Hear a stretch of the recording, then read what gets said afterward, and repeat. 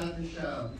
And I'm like, even though I'm maybe known for the dark side, I'm like the wussiest wuss you've ever met. And I called him after episode 1, and I was like, okay, seriously? Is this how intense it is? And he said, well, yeah, it gets more intense. Just hang in there. It's going to get darker. It's been a rough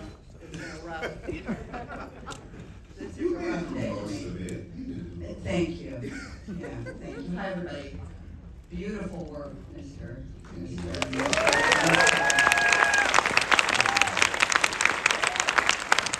for those who haven't seen it all the way through, wait till you get to the end. It's a brutal but spectacular film and beautiful work.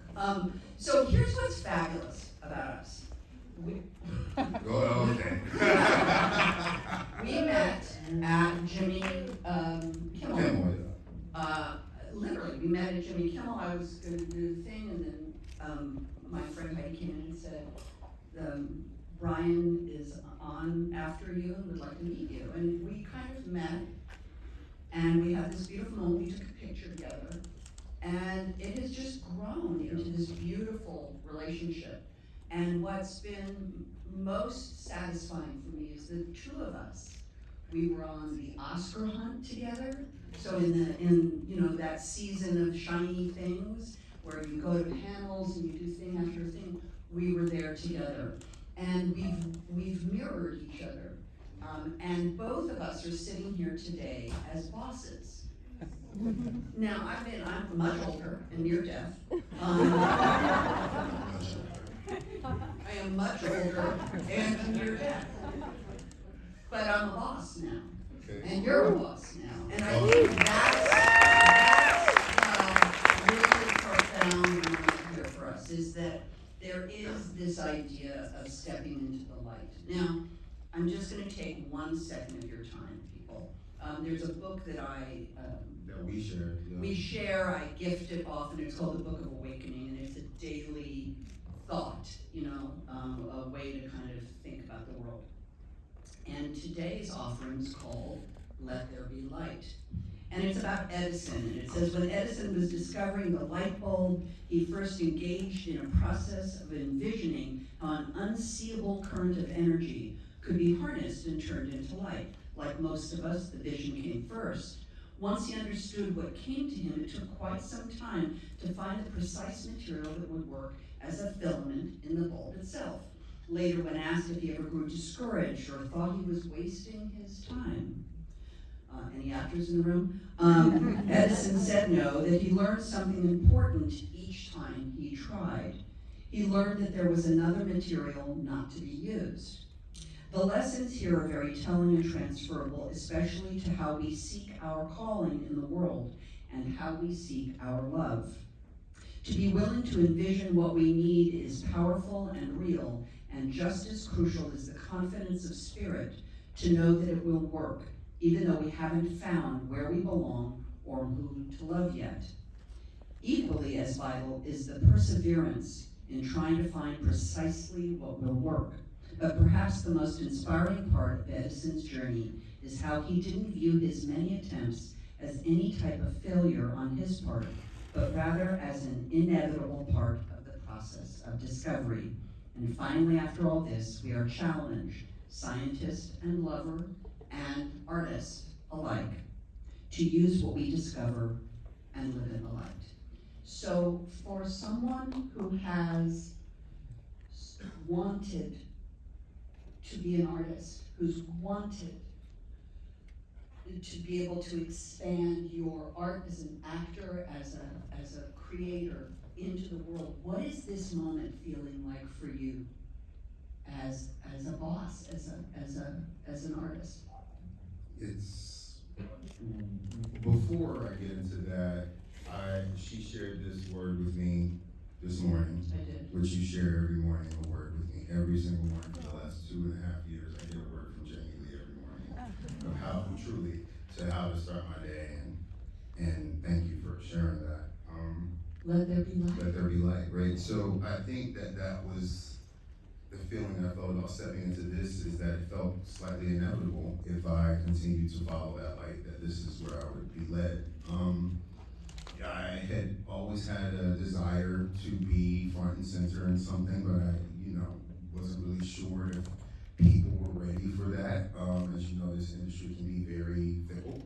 And so I wasn't really sure if I was ready. But I knew that when the story came, I would show up for it, which is how most of the parts I've been a part of I've been very fortunate to deal with. Like, they find me, and usually they find me whether I'm ready for them or not. And with this particular story, I was very much in a place of, am I really ready to show all these parts of me? Because this story involves a lot of grief and a lot of loss, dealing with addiction and dealing with recovery, dealing with, losing your parents and all these things, which I had personally gone through in my own journey in different ways. And I was like, I don't know if I'm ready to expose that yet to anybody. But I knew that I'd done the work, and I'd been sharing the work, and I knew that Ray needed that. And so I had just led me there. But I also knew that they were giving me an opportunity to executive produce, which I was like, oh, that's interesting, what a new flavor. But also, I realized I've been executive producing a lot of the things I've been a part of. I just wasn't credited that way. So to be able to get this opportunity for them to be like, no, we absolutely trust you. We want you to bring all the things that are you into this.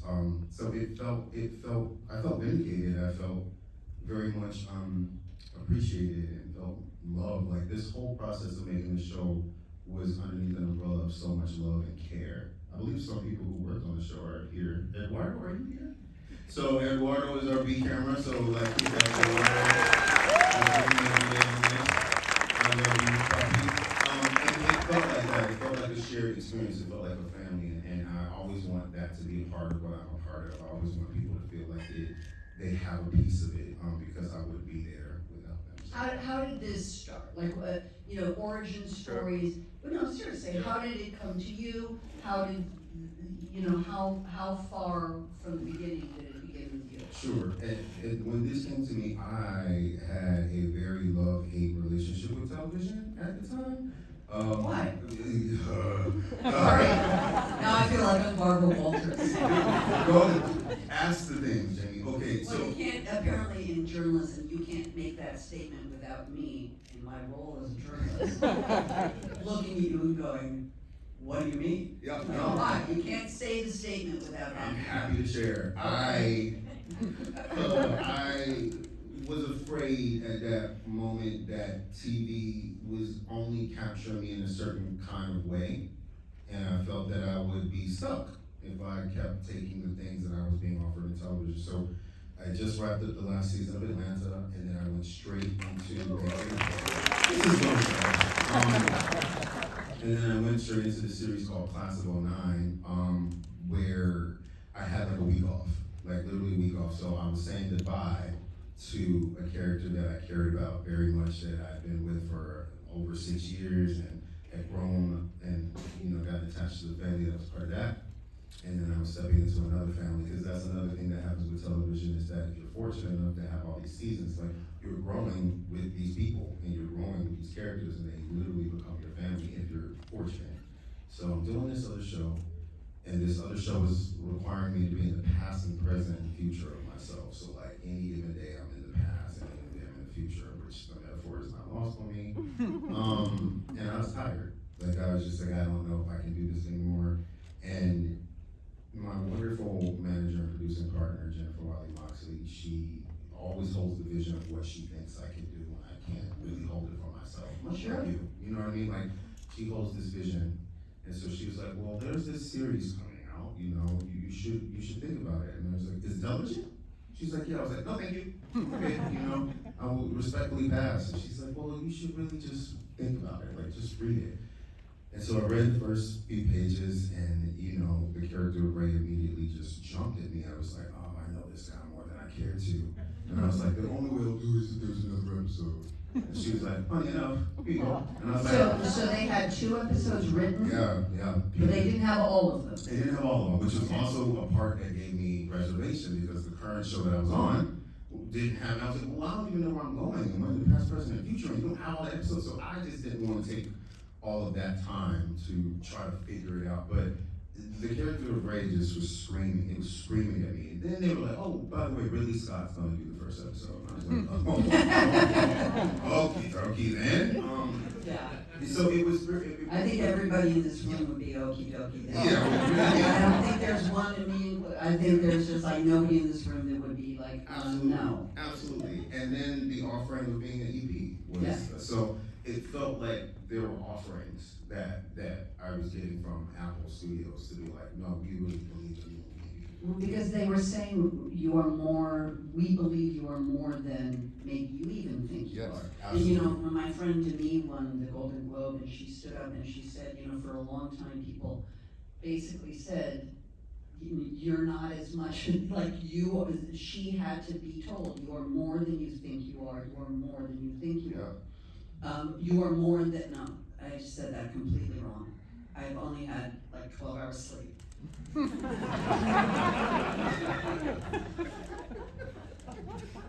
You are more than they think you are. Not that you think you are. You are more than they think you are. And that's what an opportunity when you're a producer. You get to step into a role where you are more than they think you are. You get to expand your your intelligence, your taste, your creativity, on blast, for sure. Yeah, being an EP on this particular series was so remarkable because my motto was no one person is bigger than this show. Like, regardless if I'm the lead of it, I was like, no one person is bigger than the show. We are all a part of it. And we had a crazy situation when we were filming this because we started in January of 2023 and then we went on strike in May. So we had only gotten up to episode 5 or whatever and it shut down. And I remember thinking that I wanted to stay in Philly. I was like, well, I'm just gonna stay. I don't know when this strike is gonna lift. I wanna be here in case, I wanna be there to open the production office, because when you're an EP, you get an office, like, you get keys. And They give you the keys. They give you the keys, right? And then you get a little nameplate, And we can laugh about it, but when you're an actor for hire and you get to step across that threshold, it's a profound thing. I remember you talking about your office. Yeah, we don't get offices. Yeah. We're freaking actors. We don't get offices. We get like trailers. Yeah. Do you know what I mean? If we're lucky, we get trailers, by the way. And this opportunity was really great. Like I took such pride in being in this production office. Like I got an ottoman and Capri Suns. I left my door for anybody that wants to come in. Yes, but that, I guarantee you, that spirit is also what made the show feel the way it felt. Sure. I want to talk about Manny and you, Oh, but also, his son is here. Are you in the room? I'm here. Yay! Yes. This is so crazy. This is so fabulous. Where are you, young one? So, In the back corner, co-star so- Wagner Moore. This is his eldest son. So his son works here. So Works here, behind the counter, if you got popcorn. I just think it's just a beautiful, but the whole Full idea circle. of family. Yeah. You're talking about your door was wide open. Yeah. Tell me about the two of you, because it's a love story, it's a partnership story. It's There's a lot. you Yes. talk about it. We don't have enough time for me to tell you about my love for Wagner Moore. I don't have enough space or time to describe how absolutely kismet it was to have him in this show. And we got Wagner in a very weird circumstance. We hired him on a Friday, and he was in front of the camera on a Monday. Yeah.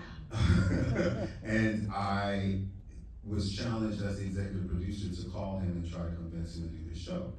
And I was like, I'm not convincing him to do shit. This is crazy what we're asking this man to do. So I initially was calling Wagner to kind of talk him out of it because I respect him so much. I was like, the preparation time is not a lot. What we're asking you to do is crazy. I think he was coming, I don't know where he was. He had just gotten back from Brazil with his family, I believe. And, and he was like, well, talking to you let me know for a fact that I'm doing the show. And I was like, shit. And so the very first day that he's on set, the very first scene in the series that you see is literally the first thing that he had to shoot. So us robbing a house You mean with the drug dealers? Yeah, in the first episode was his first day in front of camera. And so we had not met each other yet. We had not tested. We had not. And so we're in costume. Wow. And he grabs me before we go on set, and he pulls me into this makeshift room, and like we locks the door, and we literally put our foreheads next to each other like this, and we grab each other's forearms. And he's like, "Hi, my name is Robert Moore. I'm a father of three. I'm from Brazil. English is not my first language. I'm very scared. I don't know." And I just hold on to him. I was like, "Oh, my name is Brian. I play Ray. I'm just as scared. Just know that I will never leave your side. Whenever you need anything, you need it." And in that moment, I was like, "Oh, here's Ray and Manny." I was like, "This is Ray and Manny 1,000 times over," because the special thing about Wagner is that you feel his soul before he opens his mouth. Like, you can feel his soul and his glee and his love and his vulnerability.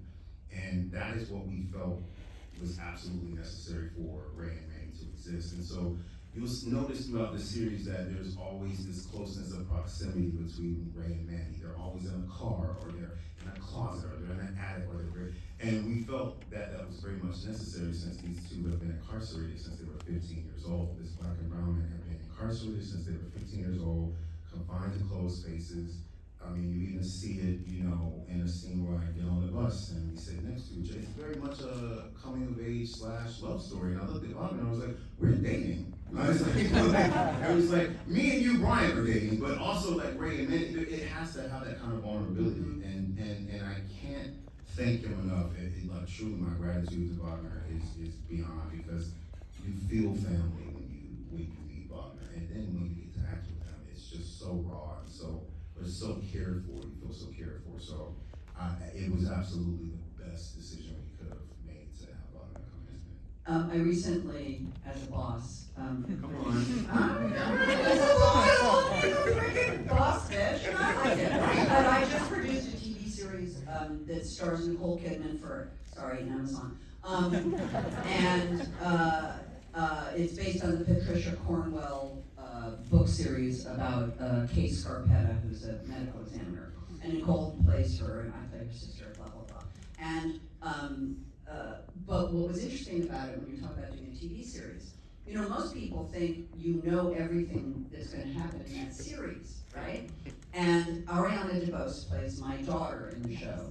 And I was the one who texted her, kind of like, "Hey, Ari, want to come and do a TV series with me and Nicole Kidman?" And she basically wrote back and was like, "Yeah." And basically that's how it happened. Then we ended up hiring her, blah, blah, blah. The way the show proceeded, and it was 6 months of shooting, she had no idea what we were asking of her. It was a leap of faith. And that's what a TV series is. You see these shows where people have been presented the entire series. So many of these limited series are series where people have been given all the scripts, they've seen what's being asked of them, and then they make a decision whether or not they're going to do it. But in a TV series, you're going on faith. You're going on like, "Oh, I like the premise of it. I like the character I'm going to play."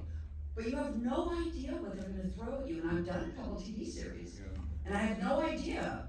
Like when I did Scream Queens, and like I hadn't read it, and the costume designer was like, "Okay, you have 3 scenes in your office and then a scene in a bedroom." I'm like, "What are you talking about?" She goes, "Oh, well, you sleep with a student." I was like, wait. I sleep with a student? Like, I had no idea. I had said yes to the show before I knew anything that was going to be asked of me. Well, ours was kind of like that too. But they didn't tell you about episode 8? Not really, because in this series it's so interesting, because because of the chemistry between Wagner and I, the characters also changed. Like, we did have a blueprint from the book, Dope Thief. There's a book by Dennis DeFoya called Dope Thief, and there was that structure, but the characters in that are white. Like, the 2 leads, Ray and Manny, are white, and so there were a lot of things that had to shift. I remember when we had the discussion of casting the legendary Kate Mulgrew. Which is my next question. The legendary Kate Mulgrew to play my mother. I was like, huh? I was like, are you guys sure? Like, are you sure that that's?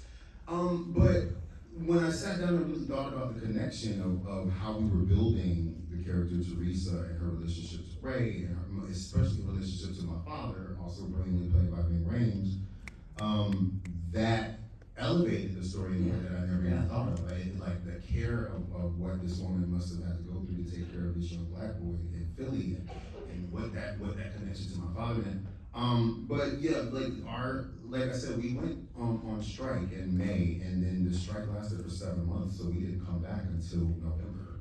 And so that also gave our wonderful showrunner and writer Peter Craig, legend, to really figure out how he wanted the show to morph as well, because it was also changing. When you do a series as well, there's sometimes different directors that come in, you know what I mean? And what I will say honestly about this show that I'm truly the most grateful for is the crew of this show. The crew that we had for this show really became my family. We went on strike in May, we came back in November, and every single person who started the show with us came back after that strike. Excellent. And that to me is a testimony to just the essence of what our show was, how we connected with each other, their connection to the show. It was one of the most amazing experiences ever. So yeah, our show was also living and breathing and changing at the same time. Because let's not even talk about finales. Like trying to figure out how to wrap up a show, not alone limited. Like, is there a possibility for us to come back? Are we ending it here? What are our characters going through, and how are they ending? That was also something that was really challenging, but also exciting, because sometimes we didn't know, but sometimes it would change like all the time. So it was interesting how we decided to come together to make these 8 episodes. I want to talk about Kate and about your mom, about your own mom. Okay. And so when you talked about loss, and you talked about the pain of loss, of addiction, and losing a parent, obviously that must have, it's informed in the work for sure. For sure. Just talk about working with Kate and how you built that together. You probably also just met on set the first day. Yeah, I mean, yeah, honestly. Like, hi, I'm Ray. How it goes. Actually, the first day Kate and I met was doing set photography, where we were taking photos together that, set that uses to make it look like we are a family. And so we were taking JCPenney family photos in costume, and immediately, I'm 6'2", this woman is like 5'6", and we just immediately just grabbed each other and just couldn't stop. It was immediate. So I find in my career that there's a lot of times where my personal life is being reflected in the work that I'm doing, which I'm sure you can relate to. And so in this particular series, or in my life, I found that I was adopting mothers a lot. Like I was fostering these different moms in my life because I lost my mom personally in 2016. And so I found that all my projects were kind of reflecting that. Either my characters had lost their mom, or estranged their mom, or losing their mom, all these things. And this was the first time that I was in a series where I lost my mother, but then had this adoptive mother who truly believed I was her son. And so, and even to this day, me and Kate only call each other mom and son. Like, she always signs every text mom with a shamrock, because she's Irish. She does not want you to forget that. I don't think we could forget. So it's always mom shamrock. But the care of what this woman was able to do, because I don't know if you noticed, like, she's always calling Ray by some other name. You shitbird, shit brains, dickhead. But there's still this connection to him, and it was something that I yearned for. What I wasn't expecting, however, was another loss that I suffered while filming this, which was the loss of my father. And so I took this part because I also saw this character who was dealing with such friction and such pain and such estrangement from his own father.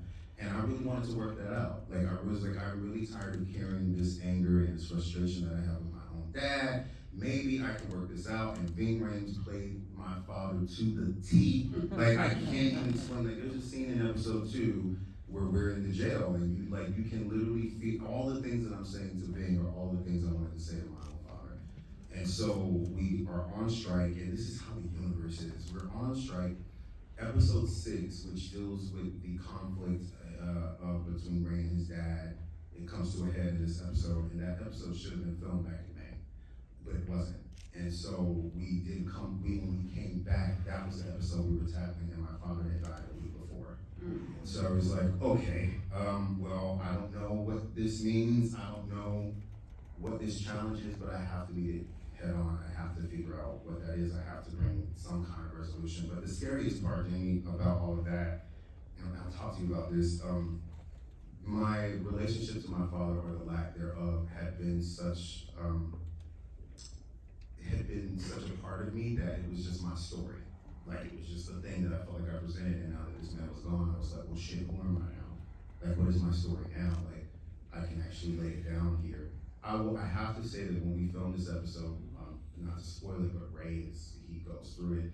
I'm covered in blood, I'm shot, I'm mourning, I'm losing, like, and my father was supposed to be the one taking care of me. Everyone on the set took such good care of me. Like, every single person, if I'm lying on the floor covered in vomit and blood, people would always come and check on me, because what I also didn't realize is that, talk about set deck, when I'm laying in this house, I see all the photos of me and my dad on the walls. So, like, the house that I was raised in was the same house that it was his last place that he lived, and it was all around me. So I had to believe that something bigger than me called me to do this, and to use my tools that I had assessed to do with my own grief, to battle this new grief that was coming for me on this one. So, but like, it didn't give me anywhere to hide, this show, honestly. It didn't give me anywhere to hide. I'm incredibly grateful that I was able to go through that and share that, honestly. Did you just give me a 5-minute warning? Fuck you. Wow, and it was so subtle, by the way. Just for all y'all see back there. She just went like this. Like, almost like saying hi. But she wasn't saying hi. She was saying, shut the fuck up. Oh, I have so many questions. Okay, I have an ending question, but I'm gonna start. We're gonna pivot for a minute. Okay. So you've been working with great directors. Yes. I'm gonna see this, but then you've worked with Aero, Mirai, Steve McQueen, Barry Jenkins, Todd Phillips. This is, in your career now, this is the quality of filmmakers that are recognizing your great gifts and wanting to collaborate with you. How is that continuing, and how is that feeling? Because obviously you wait your whole life to work with one of those. Yeah, you breathe, like you breathe, it never truly feels real, but what it also feels like is that I'm in a room with my peers, right? Like, it's no longer me being on the other side in admiration, it's me actually getting to collaborate with my peers. I mean, even sitting up here with you right now, Jamie. Well, right, no, let me do it. Let it happen. Stop fighting it, release it. Because my story with her goes back in. We're not discussing. But it's fine.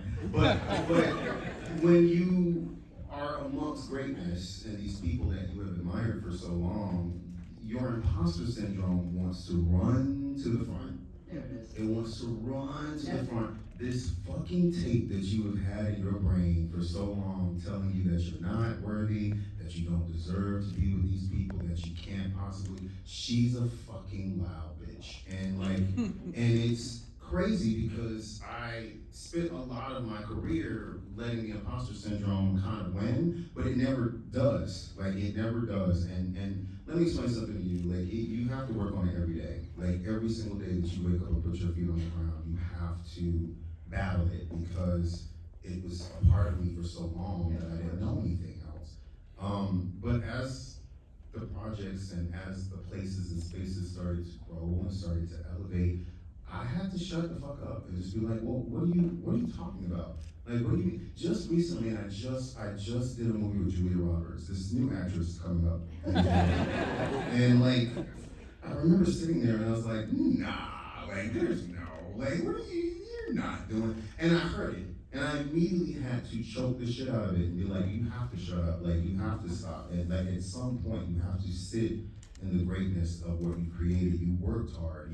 Because more often than not, people don't know what it takes for you to get here. Like, they see you and they just think, okay, they shall paperweight you and they just think that's who you are. You know what I'm saying? But like, I had to fight really hard to stand up to this imposter syndrome, look him in the face, and also I had to go back to the child I was that needed the me now, right? Like I had to remember the 11-year-old me that sat in front of these televisions and really like embrace these movies and put himself in places that he didn't see himself. And I have to go back and be like, all right, man, like you're okay, you're protected, you're fine. So I think what is happening is that it's a reflection of what I'm putting out as well, because I want these people to also be excited about working with me, but at the same time, I have to be excited about me, and be excited about what I'm doing, and how I've gotten here. And it's a daily thing, and it's so gratifying. It's like the fact that I'm sitting up here in front of you guys, you all came up here to see this, it's All right, so I'm gonna end it lightly, without her having to give me another like this. It's fine. You know what? You did it beautifully. Sorry. Take that. Take it. Okay, I only found this out when I read all the documents that they sent me. Well, because I'm friends with you, so I haven't done like an IMDb search on you, and I haven't like Googled you, ever. You're my friend. I don't Google my friends. You were in the Book of fucking Mormon. You were such a nerd. Okay, I am obsessed with Book of Mormon. I'm obsessed. What I'm obsessed with is there's something called a backers audition, right? Where they're performing this show in a rudimentary form to get backers to back the play, right? And I just can't imagine that in that backers audition, the day when they did Asadiga Ibaway, and they were like, what does that mean? Which translates to fuck you guys. Ibaway means, no, thank you. Sorry, just ruined my imagine being in the backers audition of a Broadway play and have them say, like, what is Asadiga Ibaway? Well, Ibaway is God, and Asadiga is fuck you, so I guess it means fuck you, God. What? I didn't even know What? I had no clue. It's a brilliant. So you were in Book of I Mormon. originated. You were the general. My character's whole name is General Butt Fucking Naked. You were in the Book of Mormon. Yes, I was there. You originated the book. I'm I've never seen you geek out like this ever. I am losing my mind. I am obsessed with the Book of Mormon. I did not know this, Jamie. I'm obsessed. You've held it together for a long time. I only found out like a day ago when they sent me like documents as if I needed them with you. I am a Broadway boy.